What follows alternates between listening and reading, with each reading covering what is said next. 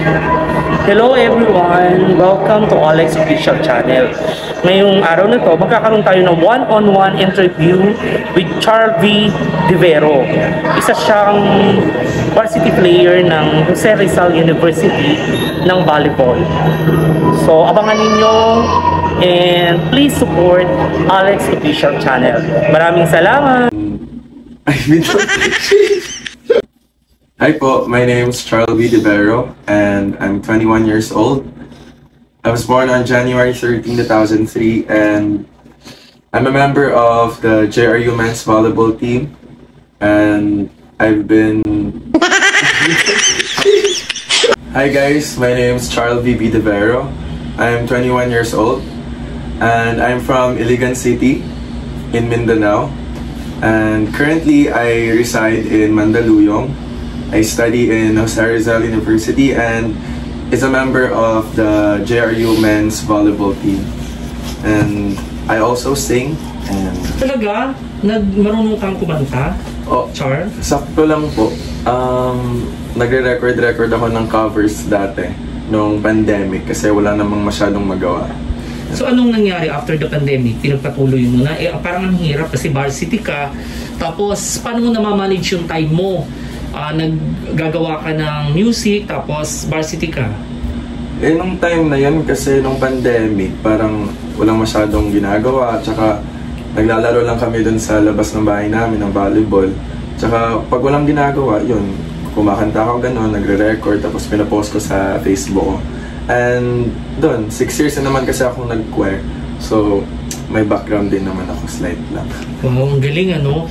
Varsity na, singer pa. So, pwede bang magbigay ka ng sample kahit chorus lang hanggang 3-liners? So, roll video.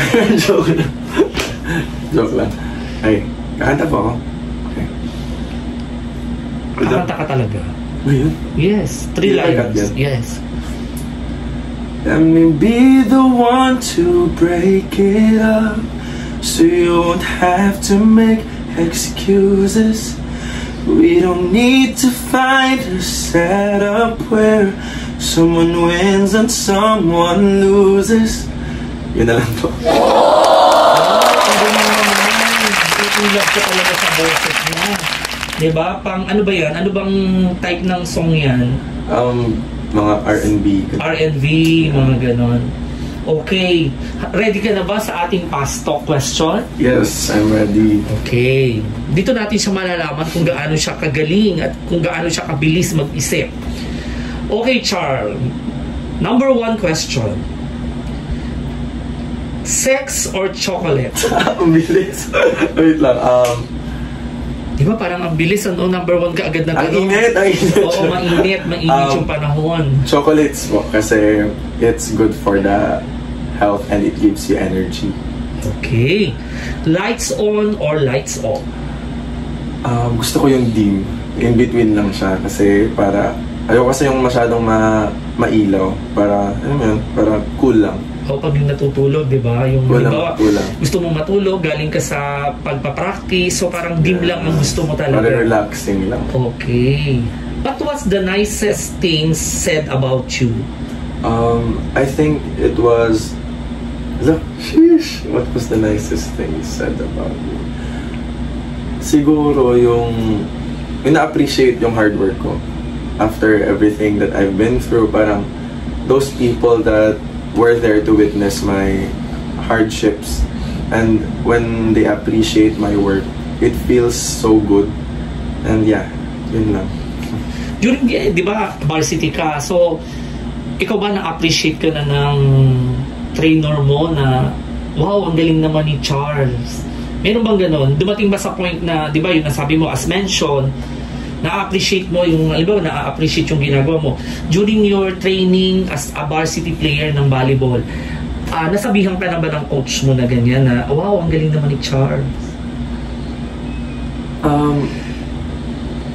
Siguro may mga time na hindi direct na parang uy, ang galing mo kasi minsan baka, pero yung for example after ng isang tune-up game, after ng mga laro na parang kinommend yung efforts mo, may mga times na ganun din, and it makes me feel good about my self, na parang na-appreciate yung hard work, yung pagsisikap ko, ganun. And na-happy din ako kasi nakakataas ng moral, ganun.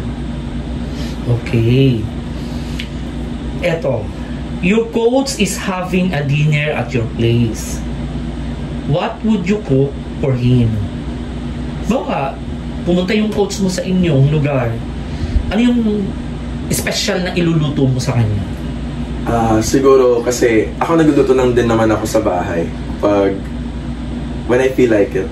And most of the time, yung niluluto ko is yung mga hindi masyadong niluluto ng mother ko. So like for example, yung mga chicken curry, ganun. Pero kung pupunta yung coach namin doon, feel ko yung lulutuin ko is yung kinilaw. Kasi hindi naman siya luto. Kasi parang i-prepare mo lang yung kinilaw. Yun, prepare ko siya ng kinilaw tsaka sisig. So yun yung mga favorite food mo rin yun? Yung yes, dalawa. favorite. Okay, yeah. So yun yung ipiprepare mo sa coach mo. Yes. Okay. When was the last time you flirted with someone? Flirted? Yes. Kasi right now, parang wala naman akong relationship. I'm just, chatting with, someone. Anybody. Kung sino yung mag-chat. Interested, gano'n. Flirted? Siguro mga last month, I think. So, anong sinabi mo? Anong word? Yung di mo malilimutan na nasabi mo? Like, feel ko pass na ako ng stage na parang yung mga cheesy na mga lines. Okay. Yeah, parang ngayon, parang direct to the point na parang, ano ba? Pag minaka-chat ka, direct to the point talaga. Oo, kasi parang, nakakapagod na din. Pero, parang, hindi naman ang kalalabasan nun, diba? Yeah. Okay. How much time do you spend in the bathroom? Ako? Yes. Mabilis lang talaga ako maligo. Legit. Na parang pagkatapos ng training, kasi pag naliligo ako, parang depende sa kanta. Tapos sabihin ko na, okay, dalawang kanta ako matatapos. Yung dalawa or 2 to 3 songs, yun na yung pinaka matagal. Tapos pag usually after training, mga 1 song lang, ganun. Minsan nga parang bridge lang.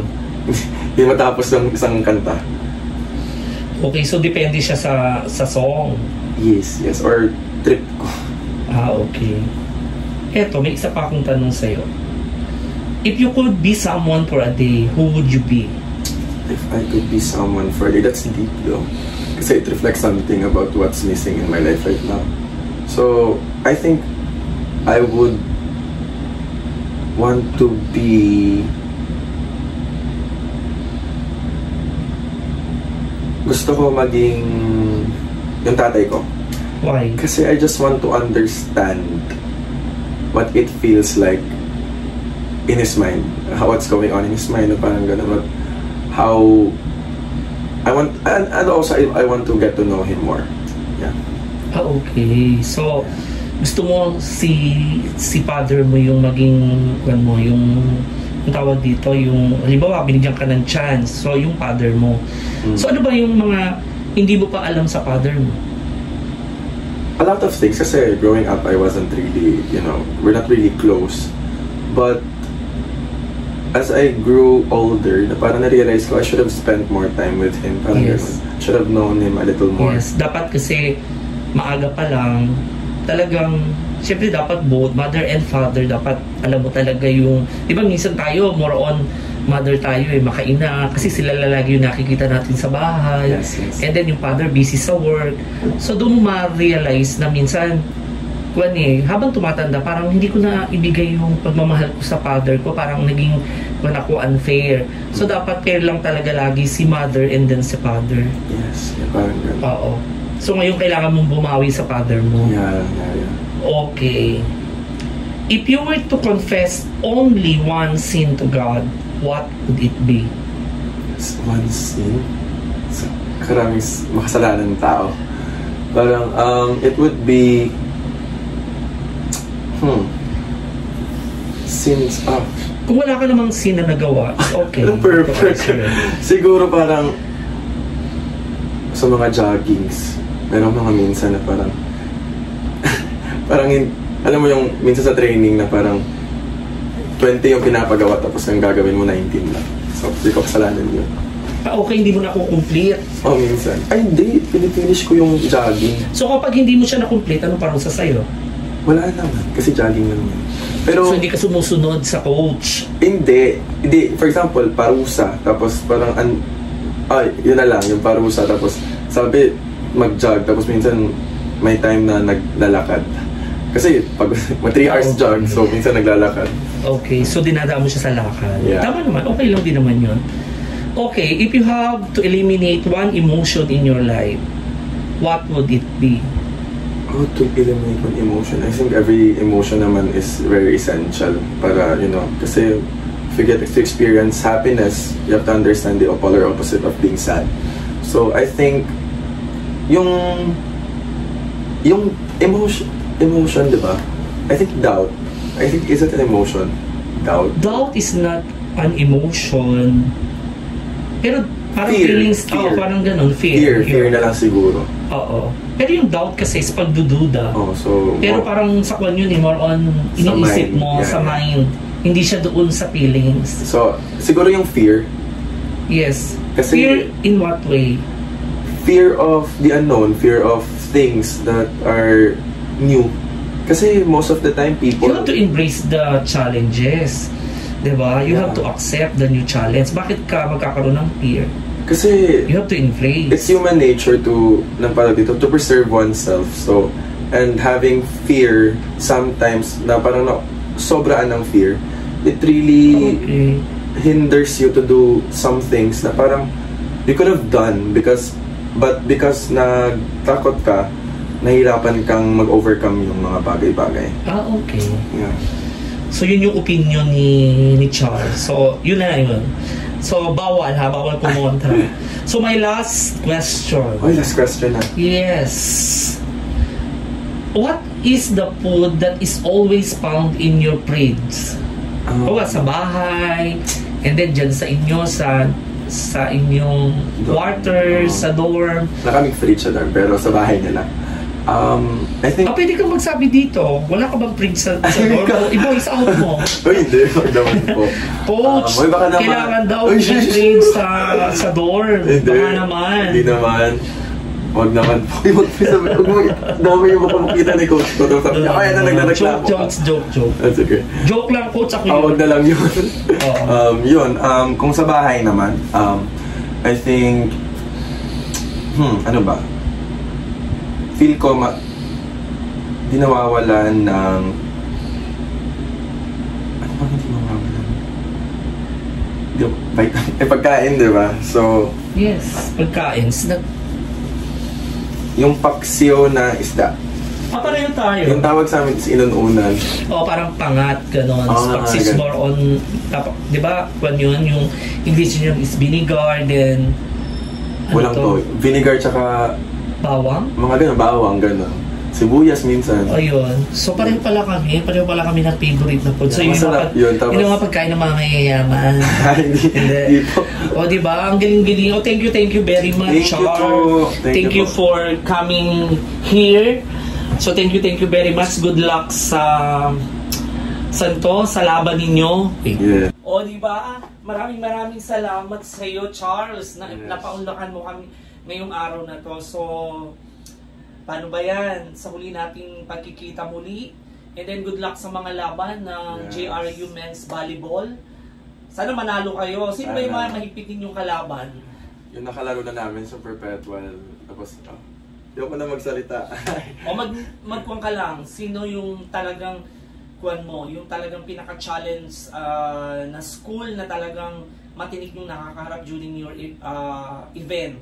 Yun, yung parang yung defending champion, yung Perpetual, kasi ang lakas nila talaga. Parang, basta ang lakas nila. Ganun. Tapos yun, parang I'm inviting you all to watch the NCAA Season 99. And yes, parang support the colleges, all of the attending colleges na nagpa-participate doon, especially JRU. And sana we'll see you there na magsusupport sa amin. Yan maraming salamat. Please support and always watch yung mga laban ng JRU, yung men's volleyball team. Malapit lang yung school nila, dito lang along Mandaluyong in front of hypermarket. Ayan. Thank you mga ka-hey! Thank you po! Thank you for watching mga ka-hey! Hope you enjoy. Don't forget to like, share, subscribe, and click the notification bell for more updates.